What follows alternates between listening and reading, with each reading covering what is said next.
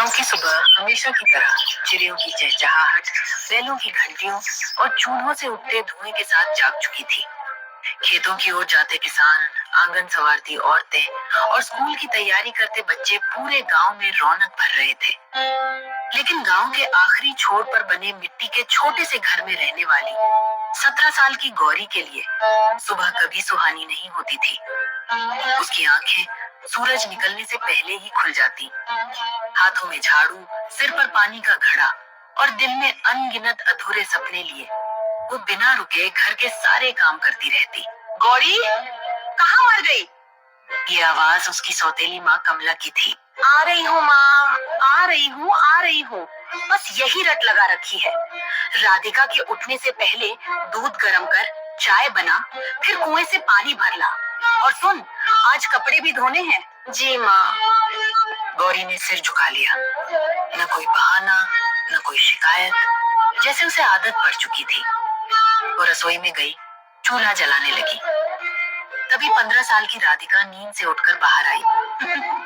अरे मेरी राजकुमारी, उठ गई। इतनी भी क्या जल्दी थी? थोड़ी देर और आराम कर लेती। राधिका मुस्कुरा कर चारपाई पर बैठ गई।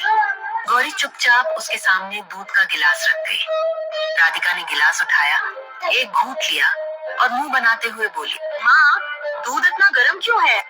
बेवकूफ लड़की, तुझे इतना भी नहीं पता कि मेरी बेटी को कितना गर्म दूध देना चाहिए? माफ कर दीजिए माँ, अभी ठंडा करके आती हूँ। गौरी ने गिलास वापस उठा लिया। उसकी उंगलियां गर्म दूध से जल चुकी थी, लेकिन उसने एक शब्द भी नहीं कहा। कमला के व्यवहार का असर धीरे धीरे राधिका पर भी पड़ चुका था। वो भी अब गौरी को अपनी बड़ी बहन नहीं, घर की नौकरानी समझने लगी थी। राम प्रसाद के मन में होता कि गौरी का पक्ष ले, लेकिन हर बार कमला की बात उन्हें चुप करा देती। कमला, गौरी भी तो तुम्हारी बेटी है, उससे ऐसा व्यवहार क्यों करती हो? अगर इतनी ही दया आती है अपनी बेटी पर, तो सारे काम तुम खुद ही कर लिया करो ना। कमला की बात सुनकर राम प्रसाद कुछ पल चुप रहे और फिर खेत की ओर निकल पड़े। उनकी चुप्पी ही गौरी की सबसे बड़ी तकलीफ बन चुकी थी। दोपहर का समय था। तेज धूप में गौरी सिर पर खाना रखकर खेत पहुंची। राम प्रसाद पसीने से भीगे हुए थे। उन्होंने बेटी को देखते ही कहा, इतनी धूप में आने की क्या जरूरत थी बेटी? मैं खुद आ जाता। अगर मैं नहीं आती तो माँ नाराज हो जाती बाबूजी। तू मुझसे नाराज तो नहीं है बेटी? गौरी ने उनकी ओर देखा।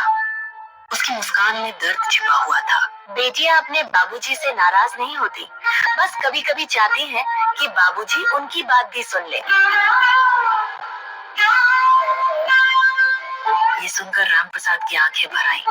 उन्हें पता था उनकी बेटी ने शिकायत नहीं की थी, लेकिन उसकी एक बात ने उनके दिल पर ऐसा बोझ रख दिया था जिसे वे कभी उतार नहीं पाए। गौरी जब वापस लौट रही थी, तभी रास्ते में गांव की बुजुर्ग शांति काकी मिल गई। उन्होंने गौरी के सिर पर हाथ फेरते हुए कहा, गौरी बेटिया, भगवान ने तुझे बहुत बड़ा दिल दिया है। काकी, बड़ा दिल नहीं, बस बड़ी जिम्मेदारियां दे दी है। एक बात याद रखना बेटी, भगवान देर करता है लेकिन अंधेर नहीं करता। रात को जब सब लोग खाना खा चुके, तब गौरी अकेली रसोई में बैठी बची हुई 2 सूखी रोटियां खा रही थी। इतने में बाहर तेज बारिश शुरू हो गई। गौरी जल्दी जल्दी सामान हटाने लगी ताकि उनमें बारिश का पानी ना भर जाए। उसी समय उसकी नजर दीवार पर टंगी एक पुरानी तस्वीर पर पड़ी। वो उसकी माँ सरला की तस्वीर थी। गौरी कुछ पल उसे देखती रही, फिर धीमे से बोली, माँ, अगर आप होती तो शायद मैं भी राधिका की तरह बेफिक्र होकर जी पाती। अरे ओ लड़की, क्या बड़बड़ा रही है? वो कुछ नहीं माँ। रोने धोने से कुछ नहीं मिलेगा। सुबह जल्दी उठना है, बहुत काम है।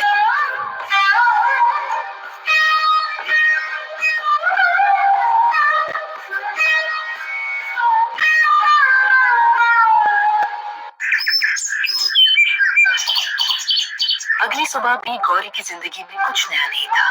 रात भर बारिश होने की वजह से पूरा आंगन गंदा हो गया था। उसने बिना किसी को बोले झाड़ू उठाया और पूरे आंगन को साफ करने लगी। इतने में कमला बाहर आई। उसने चारों तरफ नजर दौड़ाई और बोली, सिर्फ आंगन साफ करने से काम नहीं चलेगा, पीछे की बाड़ भी साफ कर, गाय को चारा डाल और फिर कुएं से 4 घड़े पानी भर कर ला। गौरी बिना कुछ बोले काम में लग गई। कमला अंदर चली गई। राधिका अभी भी गहरी नींद में सो रही थी। कुछ देर बाद जब उसकी नींद खुली तो उसने देखा कि गौरी सिर पर पानी का घड़ा रखे आ रही है। वो मजाक उड़ाते हुए बोली, गौरी, तुम तो सच में इस घर की नौकरानी बन गई हो।